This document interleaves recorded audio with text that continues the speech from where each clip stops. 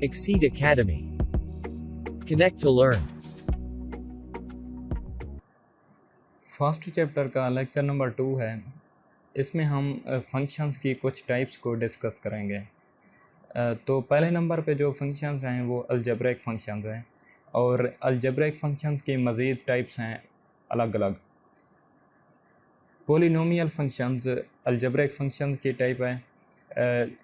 Polynomial का मतलब होता है, पोली का मतलब होता है मोर देन वन, यानी कि ज़्यादा तादाद में। तो इसमें जो वेरिएबल इस्तेमाल हो रहा है, अगर उसकी पावर्स मल्टीप्लाई हैं यानी कि मोर देन वन हैं, तो वो हमारे पास पोलिनोमियल फंक्शन होगा। For example, p of x is equal to a n x raise to power n plus a n minus one x raise to power n minus one. अगर इस function को हम देखें तो इसमें जो ए एन है ये कोएफिशिएंट्स हैं या कांस्टेंट वैल्यूज़ हैं। इसी तरह ए एन माइनस वन भी ये कांस्टेंट वैल्यूज़ हैं। इनकी जगह कोई भी कांस्टेंट या वैल्यू हो सकती है, जो कि इस वेरिएबल जो x की पावर n है, ये x एक वेरिएबल है। ऑलराइट, तो इस x का जो भी पावर होगी n, वो इस फंक्शन की डिग्री होगी। ऑलराइट, और जो इधर ए एन जो है ये सबसे पहले क्योंकि यूज़ हो रहा है तो इसे हम लीडिंग कोएफिशिएंट कहते हैं।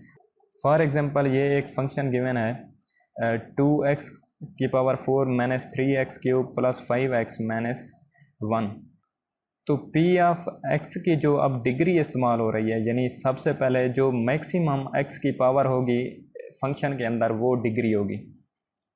इस फंक्शन में जो p ऑफ x की डिग्री है वो है 4। ऑलराइट, और इसका लीडिंग कोएफिशिएंट जो मैक्सिमम पावर होगी उसके साथ जो भी कोएफिशिएंट होगा वो लीडिंग कोएफिशिएंट होगा। तो जो भी लीडिंग कोएफिशिएंट है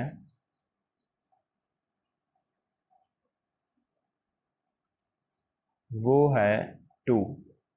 अब इस टाइप का कोई भी फंक्शन जिसमें x की वैल्यू ग्रेजुअली कम होती जा रही है, यहाँ पे 4 है और फिर आगे x की पावर 3 आती है या x की पावर 1 आ रही है, और इधर 1 है, x के साथ x की पावर एक्चुअल में 0 है। x की पावर 0 क्योंकि हम जानते हैं कि किसी भी चीज़ की पावर जब 0 हो जाती है तो 1 के इक्वल हो जाती है। तो इसलिए हम x की पावर 0 लिखते नहीं हैं, वो एक्चुअल में उसकी जगह पे क्योंकि 1 इस्तेमाल हो रहा होता है। तो इस टाइप का कोई भी फंक्शन या इक्वेशन होगी तो वो पोलिनोमियल फंक्शन होगा। इसी तरह लीनियर फंक्शन है। लीनियर फंक्शन में जो ये एक पोलिनोमियल फंक्शन ही होता है, लेकिन इसमें पोलिनोमियल की जो डिग्री होती है वो 1 होती है। फॉर एग्ज़ाम्पल, ये f of x is equal to 3x plus 4। अब इस सिचुएशन में जो लीडिंग कोएफिशिएंट है वो 3 है और x की जो डिग्री है वो 1 है। तो इस टाइप की कोई सिंगल वेरिएबल की फॉर्म में इक्वेशन आती है तो वो लीनियर फंक्शन होगा।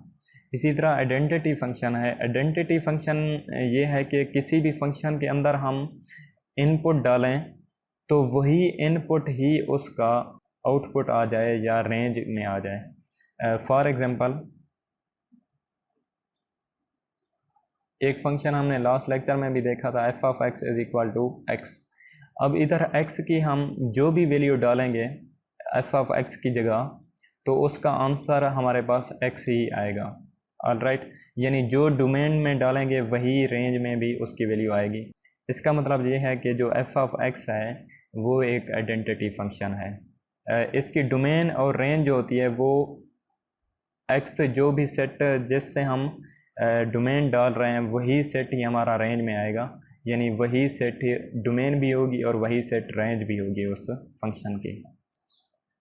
और कांस्टेंट फंक्शन है। कांस्टेंट फंक्शन ये है कि जब हम किसी भी फंक्शन के अंदर इनपुट डालेंगे तो उसकी एक कांस्टेंट वैल्यू आ जाए।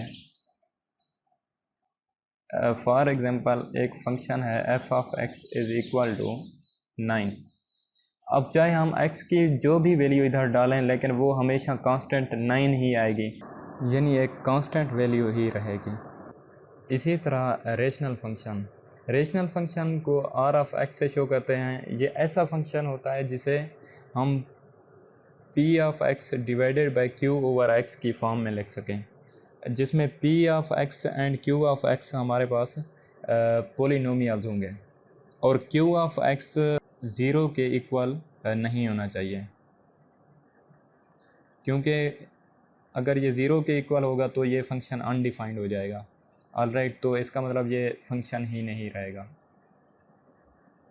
इस रेशनल फंक्शन की जो डोमेन होगी, डोमेन रियल नंबर्स में से कोई भी नंबर हो सकता है, लेकिन कोई भी ऐसा for example q of x में कोई ऐसा एक्सप्रेशन गिवन है जिससे रेंज इसकी अनडिफाइंड आ रही है, तो मतलब उसको छोड़ के बाकी सारे रियल नंबर्स उसमें इंक्लूड होंगे। जिस तरह हमने प्रीवियस लेक्चर में इसकी कुछ एग्जांपल देखी थी। अगर आपने वो लेक्चर नहीं देखा तो प्लीज़ मैं आपसे रिक्वेस्ट करूँगा कि फ़र्स्ट लेक्चर इसका देख लें, क्योंकि उसमें मैंने डिटेल में इनको डिस्कस किया हुआ है, तो उम्मीद है उसके बाद आपकी कोई कन्फ्यूजन नहीं रहेगी। और सेकंड जो मेन हैं फंक्शंस वो ट्रिग्नोमेट्रिक फंक्शंस हैं। ट्रिग्नोमेट्रिक फंक्शंस में ये हमारे पास cos थीटा, sin थीटा और cosecant theta, tan theta, cot theta, इनकी वैल्यूज़ इस्तेमाल हो रही होती हैं। फॉर एग्ज़ाम्पल कोई भी फंक्शन है y is equal to sine of x, और y हमारा फंक्शन है या आउटपुट है और साइन x की वैल्यू होगी। इसकी जो डोमेन होगी, डोमेन अगर हम चेक करें, डोमेन में हम कोई भी रियल नंबर x की जगह पे डाल सकते हैं, लेकिन इसकी जो रेंज आएगी साइन x की कोई भी वैल्यू निकालें, यानी x की जगह पे कोई भी वैल्यू अगर डालें तो चाहे आप कैलकुलेटर की मदद से इसे चेक भी कर सकते हैं, वो -1 और 1 के दरमियान ही आएगी। ऑलराइट, जो y की रेंज होगी वो -1 या -1 के इक्वल आएगी या 1 के इक्वल आएगी या इन दोनों के दरमियान में ही आएगी कहीं। इस -1 और 1 से ज़्यादा नहीं जाएगी। ऑलराइट, इसी तरह cos x,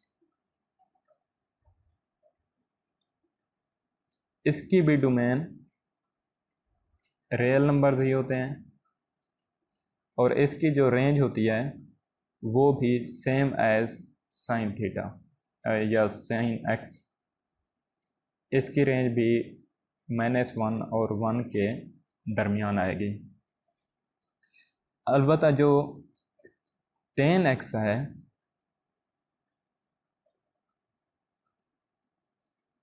अब टेन x की अगर हम डोमेन को देखें तो डोमेन के अंदर कोई भी ऐसी वैल्यू जो पाई बाई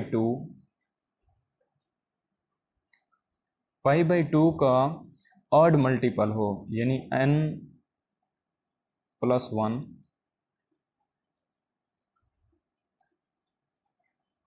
n कोई भी नंबर हो सकता है 0 से लेके इन्फिनाइट तक पॉजिटिव में। ऑलराइट, कोई भी अगर ऐसी वैल्यू हम लेते हैं जिसमें पाई/2 यानी कि 90 का मल्टीपल, पाई/2 एक्चुअल में 90 डिग्री के इक्वल होता है, तो कोई भी अगर ऐसा मल्टीपल लेते हैं जो पाई/2 के साथ ऑड मल्टीपल अगर हो रहा है, यानी 3, 5, 7 इस तरह के मल्टीपल हो रहे हैं, इधर x की जगह पे पुट करते हैं तो उस वक्त y की जो वैल्यू होगी वो अनडिफाइंड हो जाएगी, क्योंकि 10 उनके ऊपर अनडिफाइंड हो जाता है। ऑलराइट, तो इसका मतलब कि डोमेन्स के अंदर ये इंटरवल इंक्लूड नहीं होगा, बाकी सारे उसके रियल नंबर्स इंक्लूड होंगे, और जो उसकी रेंज होगी वो रेंज किसी भी रियल नंबर के कोई भी रियल नंबर आ सकता है। ऑलराइट, इसका कोई इंटरवल नहीं है कि 1-1 के दरमियान, बल्कि कोई भी रियल नंबर आ सकता है। इसी तरह बाकी कॉस और कॉट वगैरह की रेंजेस आप बुक में से देख सकते हैं। अच्छा, ये जो बुक्स हैं ये सारी PDF में मैंने डाली हुई हैं एक लिंक के अंदर, लिंक मैं नीचे डाल दूंगा, तो आप उधर से क्लिक करके जो भी बुक्स हैं फिज़िक्स, मैथ, केमिस्ट्री, ये सारी बुक्स आप उधर से फ्री में डाउनलोड कर सकते हैं। ऑलराइट, और कोशिश करें कि जो भी लेक्चर होता है उसको बुक में से ज़रूर रीड करें और उसको समझें, ताकि वो चीज़ आपको दोबारा कभी नहीं भूलेगी। और समटाइम्स कोई कन्फ्यूजन आपकी होती है तो बुक रीडिंग जब आप करेंगे, एक तो आपको बुक की समझ आना शुरू हो जाएगी और आपकी कन्फ्यूजन ख़त्म हो जाएगी। इसी तरह इन्वर्स ट्रिग्नोमेट्रिक फंक्शंस हैं। इन्वर्स होते हैं कि जिस तरह साइन या कॉस था, अब इनकी पावर -1 हो जाएगी, यानी कि इन्वर्स हो जाएगी। For example y is equal to sine inverse of x। यहाँ पे साइन की पावर -1 है, या हम इसे लिख सकते हैं, साइन को उस साइड पे भी ले जा सकते हैं, तो ये आएगा sine y is equal to x। ये फंक्शंस ये हैं लेकिन इन्वर्स हैं, मतलब यहाँ पे जो x है, x एक्चुअल में हमारी इनपुट ही है, लेकिन हम अगर आउटपुट कहीं से ले आएँ तो साइन y को इस्तेमाल करके हम इनपुट भी उसकी फाइंड कर सकते हैं। ऑलराइट, इन्वर्स का मतलब भी यही होता है कि आउटपुट से इनपुट में चले जाना। अब जो y की वैल्यू आएगी, y हम -π/2 और +π/2 के दरमियान ही पुट कर सकते हैं। इनमें से कोई भी एंगल पुट करेंगे उसके अंदर, साइन के अंदर, तो उसकी जो इनपुट होगी या आंसर होगा वो -1 और 1 के दरमियान ही आएगा। ऑलराइट, इसी तरह कॉज इन्वर्स का है y is equal to cos inverse of x, या इसे हम लिख सकते हैं x is equal to cos of y। तो अब इसकी जो डोमेन है, सॉरी रेंज है, वो 0 और पाई यानी 180 के दरमियान, और इसकी डोमेन या x की वैल्यूज़ -1 और 1 के दरमियान आएगी। इसी तरह tan inverse y is equal to tan inverse of x, या x is equal to tan of y। ये साइन, कॉज और टेन जो हैं ये बेसिक ट्रिग्नोमेट्रिक फंक्शंस हैं, और जो कोसिकेंट, सिकेंट और कॉट हैं वो इनके इन्वर्स ही हैं। यानी जो सिकेंट x होगा वो है इक्वल होता है 1/cos x, यानी cos x का इन्वर्स होती है सिकेंट x, और जो कोसेक x है, CSC भी लिखते हैं, या इसे कोसेक इस फॉर्म में भी लिखते हैं, ये होता है साइन का इन्वर्स। ऑलराइट, और जो कोट एजेंट होता है वो टेन का इन्वर्स होता है 1/tan x। इसकी जो रेंज है वो π/2 माइनस और +π/2 के दरमियान होगी, यानी -90 और +90 के दरमियान। और इसके वैल्यू, क्योंकि टेन के अंदर वैल्यू इन्फिनिट भी आ सकती है, -∞ से +∞ के दरमियान कोई भी इसकी वैल्यू जा सकती है। अब अगर इनको हम देखें तो x हमारा एज एन आउटपुट काम कर रहा है, और y जो है वो एज एन इनपुट इस्तेमाल हो रहा है। इस इन्वर्स का मतलब भी यही होता है कि हम आउटपुट और इनपुट को आपस में एक्सचेंज कर देते हैं या इन्वर्स कर देते हैं। Exponential functions, a function in which variable appears as exponent. Maximum जो हम फंक्शंस में वेरिएबल इस्तेमाल करते हैं वो x इस्तेमाल करते हैं। तो एक्सपोनेंशियल फंक्शंस में हमारा वेरिएबल किसी की पावर में चला जाता है, यानी एक्सपोनेंट में चला जाता है। अब इस फंक्शन को आप देखें, y is equal to 2⁻x। अब x हमारा वेरिएबल है और ये एक्सपोनेंट में चला गया है, तो ये एक्सपोनेंशियल फंक्शन है, और y हमारा वही फंक्शन है या आउटपुट है। इसी तरह इसमें देखें, इसकी बेस e है, e मतलब नेचुरल लॉग e⁻ax है, तो x हमारा स्टिल एक्सपोनेंट की फॉर्म में है। तो इस तरह के फंक्शन जो होंगे वो एक्सपोनेंशियल फंक्शन होंगे। इसी तरह लॉगरिथमिक फंक्शंस हैं। लॉगरिथमिक फंक्शंस में ये है कि इसमें लॉग या नेचुरल लॉग इस्तेमाल हो रहा होगा। जब भी हमें लॉग दिया होता है तो उसकी जो साथ ये कंपोनेंट इस्तेमाल होता है, इसे हम बेस कहते हैं, और इस चीज़ को एक्सपोनेंट कहते हैं। तो इस फॉर्म में अगर कोई भी हमें फॉर एग्जांपल एक फंक्शन है y is equal to log 10 of x। अब जो x है हमारा ये एक्सपोनेंट में गिवन है और इसका बेस जो है वो log 10 है। तो इस तरह का अगर log 10 इस्तेमाल हो रहा है तो उसे हम कॉमन लॉगरिथम कहते हैं। जो हम सिंपल लॉग कंप्यूटर की मदद से फाइंड करते हैं वो हमारा उसकी बेस 10 एक्चुअली इस्तेमाल हो रही होती है। फॉर एग्जांपल किसी भी फंक्शन के अंदर x की वैल्यू 5 का हमने log फाइंड करना है तो उसे हम लिखेंगे log 10 ऑफ 5, मतलब इसकी बेस 10 है log की और इसका जो एक्सपोनेंट है वो 5 है। अब जब log के ऊपर प्रेस करके आप 5 प्रेस करेंगे कैलकुलेटर के ऊपर तो उस वक्त y की वैल्यू हमारे पास बेस 10 आएगी log की। ऑलराइट, इसी तरह समटाइम्स बेस e होती है कोई इस तरह का फंक्शन, यानी log e raise to power x। जब बेस e होती है तो उसे हम सिंपल लिखते हैं नेचुरल log ऑफ x। इस फॉर्म में हम उसे लिख सकते हैं और इसे हम नेचुरल लॉगरिथम कहते हैं या नेचुरल लॉग कहते हैं जिसकी बेस e हो। अगर आप कैलकुलेटर इस्तेमाल कर रहे हैं तो नेचुरल लॉग का ऑप्शन होता है, जो लॉग का ऑप्शन होता है जिस बटन के ऊपर, उसी बटन को अगर शिफ्ट दबा के प्रेस करें तो सेकंड उसका जो फंक्शन होता है वो नेचुरल लॉग फाइंड करना होता है। Alright, hyperbolic functions trigonometric functions की तरह ही होते हैं लेकिन इनके अंदर e इस्तेमाल हो रहा होता है। फॉर एग्जांपल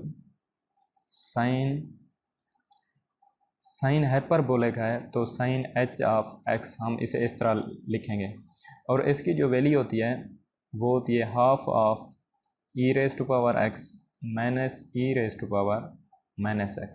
और इसकी जो डोमेन और रेंज होती है वो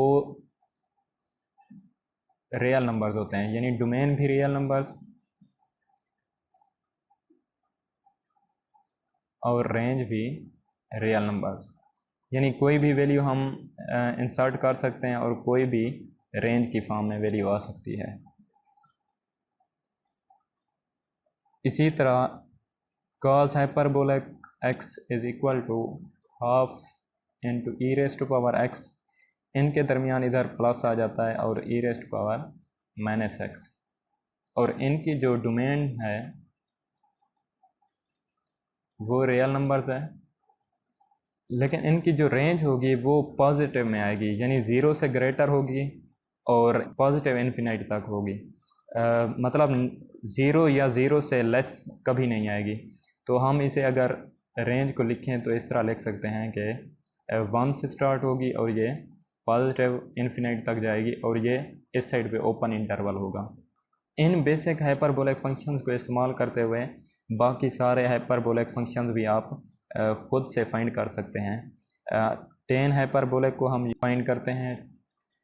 टेन एक्स जो होता है वो sine x divided by cos x होता है, यानी कि tan x is equal to sine x divided by cos x. Alright, तो अगर हम हाइपरबोलिक इस्तेमाल कर रहे हैं तो sine hyperbolic x divided by cos hyperbolic x, इन्हीं वैल्यू को इस्तेमाल करते हुए यानी 1/2 e raise to power x minus e raise to power minus x sine का, तो ये जो 1/2 है और इसका 1/2 ये आपस में कैंसल आउट हो जाएंगे क्योंकि दोनों एक डेसिमल के ऊपर है एक डेसिमल के नीचे। तो इसका जो फाइनल आंसर बचेगा e raise to power x minus e raise to power minus x, ऊपर साइन की और नीचे कॉस की। तो ये tan हाइपरबोलिक x की वैल्यू आ गई। इसी तरह सेकेंड हाइपरबोलिक x है तो उससे हम 1/cos हाइपरबोलिक x, इस फार्मूले को इस्तेमाल करते हुए हम देख सकते हैं। तो ये cos को 1/2 into e raise to power x plus e raise to power minus x है, इसे जब हम इन्वर्स करेंगे तो ये 2 ऊपर चला जाएगा और e raise to power x plus e raise to power minus x जो है ये पार्ट नीचे आ जाएगा डेसिमल के। तो ये आएगा 2 divided by e raise to power x plus e raise to power minus x. तो इस तरह आप फार्मूलाज को इस्तेमाल करते हुए बाकी सारे हाइपरबोलिक फंक्शंस की फार्मूला या उनकी वैल्यूज़ फाइंड कर सकते हैं। तो आज के लिए इतना ही। अगर वीडियो अच्छी लगी तो लाइक कीजिए और प्लीज़ चैनल को लाजमी सब्सक्राइब कर लें। इस लेक्चर से रिलेटेड कोई भी इशू है तो कमेंट में बताइए। Thank you.